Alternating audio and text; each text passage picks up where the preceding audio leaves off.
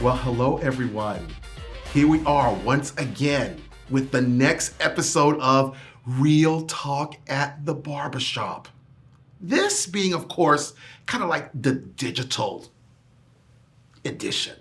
Why? Because we ain't quite in a barbershop right now, but that's okay. Because as long as we got good people talking good stuff, it is a barbershop to me. So can we agree on that? Beautiful.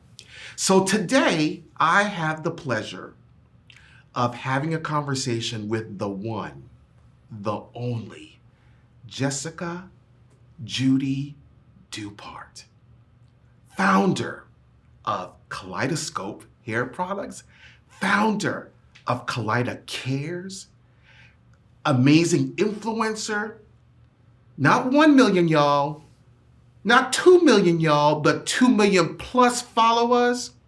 She's got a lot to say. Entrepreneur, teacher, mother, advocate. We're going to talk some really good stuff. Y'all ready? I know I am. Judy, welcome. Thanks for having me. How are you? I'm good. You are such a sweetheart. Thank you. You are. You as well. Oh, I don't know. I'm just a hoodlum trying to make it. Your energy is always so inviting. Oh, thank you so much. I try, even though, most of my folk think I got issues. But well, that's the best kind of people. Isn't that the truth? Yes. There's that saying that says, it is broken stained glass that allows the light to come through. No, that's good. And how the beautiful colors of a stained glass comes through because of the cracks that are in it. It's not the perfection that creates the beauty, it's the imperfection that creates the beauty. Kind of like a kaleidoscope. Kind of like a kaleidoscope. Is that how you came up with the name? No, actually, no. Really? But just now we had a connection, so no. Kaleidoscope came because I absolutely love colors. And kaleidoscope is a toy you put your eye to and it's different shapes and colors. Right. So I just absolutely love all kind of colors. I always felt like that. So Judy, tell me your story. How, tell me, who is Judy? Oh, wow. Judy started off as a little girl that used to like to do hair. Like I used to play in my father's hair. I used to sit on his back and put a million barrettes in it and tangle it all up. Such a supportive parent. Yeah, awesome. I did. I used to sneak my friends in to get their hair done in high school. Yeah, in high school. Had 3 children before the age of 20. Kind of rebellious. Did hair, started doing hair full time. After my teenage years, got a salon. Decided to introduce hair products. Got a salon and lost a salon in the same 6 months. Got it back, introduced hair products, learned a little bit about social media, learned how to leverage social media, realized I had a knack for marketing, had absolutely no background in it, nor did I take any classes or anything, but I seem to be very good at storytelling and articulating things in a creative and funny way. And so then I wound up here with a whole hair company. Is that something? I know. Look at that. I didn't plan for this. This wasn't like on my goal list at all. It just, God wound up blessing me here. I feel like as a person, I was a hairstylist for years, but as a person in a hair salon, my goal was to be able to fill my salon with stylists and bless them with clients. So try to be able to teach them or mentor them. But I felt like God told me that wasn't big enough. And not that that's a small dream, but that the same things that I was able to give to these women that I was mentoring in my salon, I needed to speak that to the world. Yeah. So. It's often I have conversations with people about the vision and faith versus fear, right? That oftentimes we have the dream, the vision, but that fear blocks us from pursuing it. And that's what really kind of makes the difference, right? Is that how that crossing over from fear to the faith and belief that I can do this. If it's in me, I can do this. And then being persistent and courageous and just a warrior at just saying, I'm going to get this done.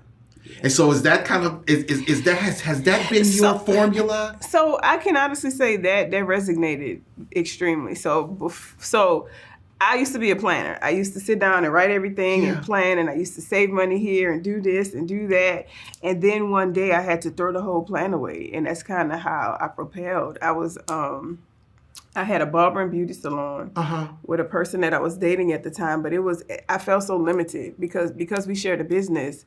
It wasn't my ideas that could blossom. It was only the ideas that we agreed upon together. Yeah. And I had grand ideas. I had big ideas. And, that always comes with an expense. So I felt very adamant about things. I want to have a TV commercial. I want to have all of these fancy things, and I want to have a chandelier in my place, and I want to have all of that. But the person I was with didn't really see it like that. So one day, it just bothered me for some months. And so one day I just went out looking, saying, hey, maybe I need to find my own place. And I found this place. I'll never forget, I only had $2,000 in the bank. And I found this place, and I called the number on it, and they had an $1,800 deposit. And I was like, this don't make no sense. This doesn't make any sense. Right. But God told me step out on faith, and that one action, and it's not like, oh God, like the furniture started raining out the sky or anything, but that one action caused me to change my thinking, and it made me be fearless. It wasn't that, oh, hey, somebody knocked on my door and said, hey, here's $100,000. But when that happened, it forced me to then have alternative thinking. So from there, I then was a hairstylist that was 24 hours a day, because I had stuff that I was trying to do. I was trying to get furniture. I was trying to make sure that I could have TVs on the wall. And even though when I started with one station and it was a full salon, eventually we grew into something bigger. But that one thing that I did caused me to stop feeling like, let me wait till the right time. It made me feel like, if now is supposed to be the right time, now is the right time, and we have to figure it out on the way. On the way. Yep. It's so interesting about you remind me of something my mother used to say to us all the time. And there was an old song that she would say. The song would say, if you take one step, he'll take two. Mm-hmm. But she says the part that people tend to forget is, if you take one step, in other words, the two-step ain't coming until the first step, which means that you've got to do your part. You got to put your skin in the game. Take the one step, and the rest will come. But you've got to take that first step. Yeah. So Judy, you create quite a reputation in New Orleans as the baddest hairstylist in the city. You become the go-to. Everybody coming to you. Because no matter what, like you said, you were 24 hours. No matter what, no matter when, you was there. Yeah, so it was like, I call it like a hairathon. I felt like I had, so I wanted, the strippers go to work at night. Yeah. Come and get your touch-up before you come to me. You know what I'm saying? Or, when the church ladies have to go to church in the morning, I'm there on the Sunday. That became a thing. And so it was a few months in, but I got, it wasn't easy breezy. Yes. But it started the thing that made me feel like jumping off the cliff and figuring out the parachute the way down. Wow. So, and I feel like that fearlessness and that take the world by storm thing is what's gotten me here in the place. I never expected to see $1 million. That was never nobody in my family has ever seen or experienced that or had that as a goal or even saw that as something attainable. I was a hairstylist and was fine with making more money than I did last year. My goal was always to make more money than I did last year. My goal was never $1 million. To build this empire. No. Oh, man. Isn't that awesome? Not at all. When I tell you not at all, because I hear people's story. Some people say, I always knew I was going to do this. I didn't. Right. I had no idea. I love it. So what propelled you from hairstyling to creating your hair care product line? The year I opened my salon, we had a fire December 15th of that year, and I opened sometime September, October, and we had a fire in December, and I lost everything. Now, losing everything, after going through Katrina, that's something. But losing everything when you're talking about building a business and it's a fire and you're looking at it and you can't touch it for insurance purposes, you have to just let them take their good old time and do whatever it is they wanted to do. New Orleans watched me. And I felt really responsible to come out resilient, because then if I didn't make this something positive, then what kind of message am I giving to people, or what am I saying? I feel like this is supposed to be a great bounce back story. This is supposed to be a great story that, hey, you can lose it all and get it back tenfold. So that's what I did. Everything was gone.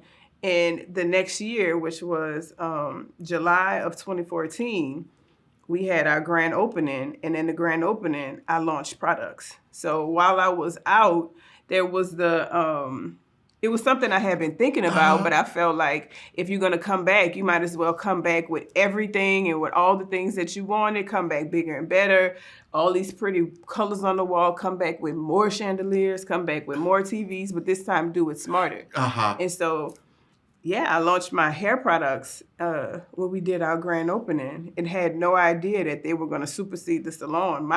My biggest focus at the time was the salon, and all the promotions that I was doing was for the salon, and even the social media promotion, all of that was for the salon. And when I realized how fast that could move, I was like, well, maybe I should do that for the products. And then when I did it for the products, and it did substantial, and people, were very interested in, because in my mind, I thought I was selling products to my customers or to the customers of the salon, but then I started selling stuff and was shipping it to Italy, or was shipping it to Africa, or was shipping it to places that I never, placed my feet on.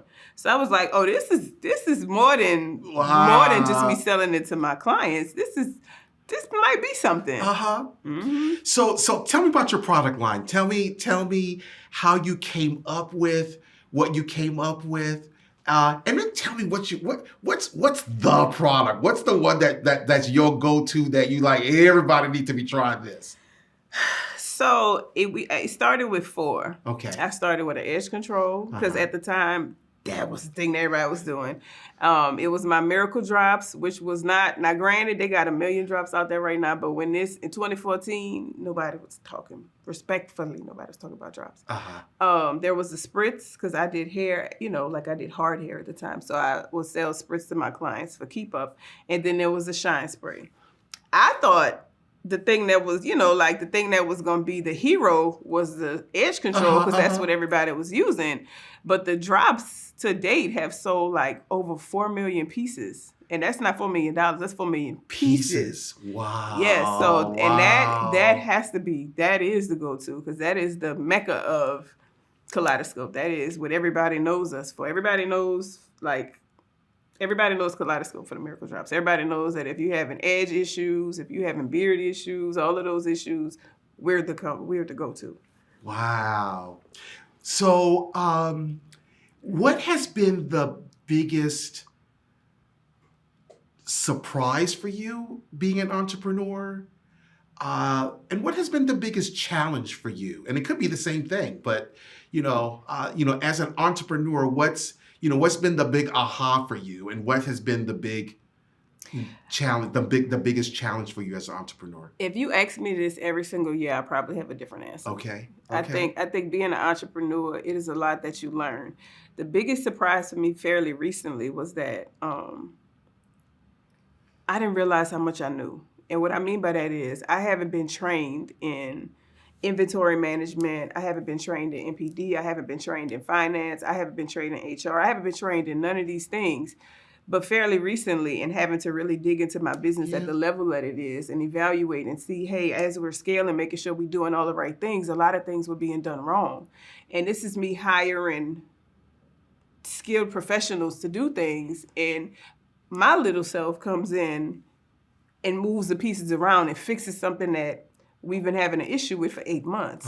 So I think that's the biggest surprise for me, because I feel like entrepreneurs, me as an entrepreneur, I wholeheartedly would tell you that I don't know everything. I wholeheartedly will tell you that I'm always a sponge, willing to learn. So realizing that as the CEO of a company, or realizing that as the entrepreneur that founded this, you're always going to have an advantage over anybody that you hire, no matter their skill set, because you understand your business far better than anybody. I don't care what college they graduated from. I don't care what degree they have. I don't care none of that. You know, like for me, inventory management, I remember when my MOQ was 100 pieces and my MOQ now is 100,000 pieces. So I've had to be the person to have to manage that over the years. And even though somebody can have a skill that has managed 100,000 pieces, they might not have the creativity or the knack to understand how we should flow it during the year. Yeah. So yeah. That's awesome. You should be very proud of yourself. Thank you. On now, own your greatness. Yeah, Oh, I think I have a struggle with that, because I am a big person on, I know I don't know everything. I know I've gotten myself here, but I know I don't know everything. So I really have this knack to want to learn from people that have experience in multicultural hair, or have experience in CPG, or have experience in social media marketing. I just really be wanting to learn. So, you know, the first time I encountered you was recently at the International Natural Hair, the World Natural Hair Conference in Atlanta. And I have to tell you, it was so beautiful seeing you walk up to the Walmart booth and see where your products were placed. And you was just, if anybody could see your face, you were just in awe. It was so beautiful to see. What does it feel like to know that you've invested all this time and effort, and then you are in Walmart on a shelf? You know, your stuff is there, and people are buying. That's gotta be amazing. Yeah, it's unreal. And Walmart has been a great partner. So we're not just in Walmart, we're in Walmart with full facing. Meaning we don't have just my little miracle drop there. I have a whole section. I think for me, that's the thing. I always, we've been in retail a couple of years now, but now being able to have something that's substantial, like my customers not only can get stuff from me online, but they have the whole array at Walmart. Yeah. That's pretty good. And the everyday thing. Like, you know what I'm saying? Like, that's like the stuff you see on TV. You know what I'm saying? I love it. It was so beautiful to see. I think about that all the time. It was just really, really special. Really, really special. Yeah, like I said, your energy is always, it's inviting. You don't have to say anything. Your energy is just really inviting. Oh, thank you. I wish everybody else around here thought that, but that's okay. Let me act right. Let me act right. So what's next for Kaleidoscope? Actually, Walmart and I have partnered a lot, and they're trying to get me to cross aisles. Really? So we are, I don't just take every opportunity that's in front of me. So we're strategically planning on how and the right time to do that. Okay. So yeah. Y'all be on the lookout. It's gonna be hot. It's gonna be hot, y'all. Yep. That is awesome. And then that is respectfully, that is something that is extremely hard to do, extremely risky to do. Yeah. But Walmart has been such a great partner to us. They have been, they communicate very well. They tell us, what they need. They tell us the demand. So if nobody else, I'm cool here. I'm good. Well, we're glad to have you with us. We really are. Thank you.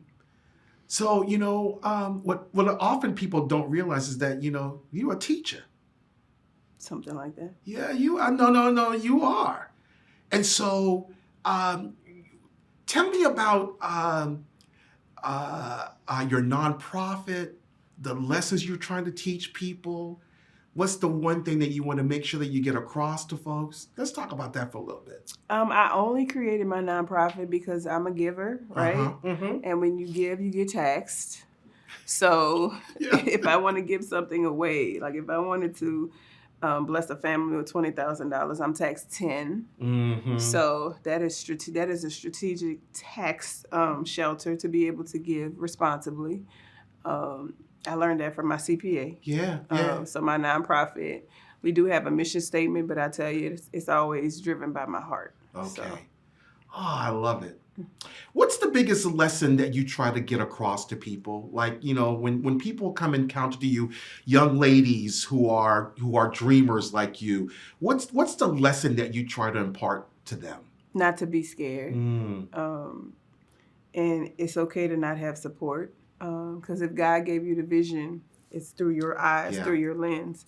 So the person laying next to you at night might not even believe in it, may not understand it. Your mom, your cousin, your sister, your best friend, they might not understand it. Right. And that doesn't necessarily mean that they're being a hater.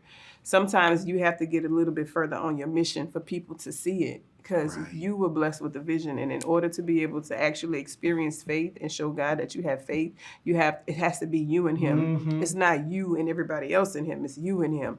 So that's my thing. I think a lot of people get discouraged when their friends tell them not to do it. Yes. Their husband or their wife tells them not to do it. Their mom tells them not to do it. Everybody told me not to. Mm-hmm. I just ain't listen to that shit. Oh, I'm sorry, I probably can't curse. I just didn't listen. Sorry. We could. Yeah. Yeah. Mm-hmm. Oh, wow. Judy, it's been awesome. It's really been awesome. But just... I always like to end up with my fun round of questions. Really fun stuff. So, texting or talking? Depends on who it is, but I'm probably it depends on who it is. Favorite day of the week? I can't tell them apart. Wow. Can't tell them apart right now. Yeah. Favorite color? All of them. No, for real. Anybody ask me that, all of them. Favorite word in the vocabulary?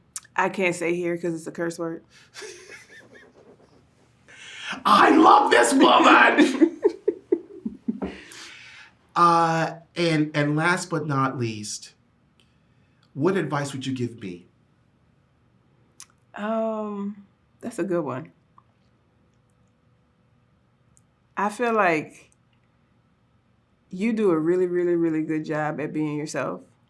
You amplify exactly who you are. There's no question about who you are to anybody. So I would wholeheartedly tell you, keep doing that. Keep doing that. And that gets you very, very far. Oh, yeah. I received that.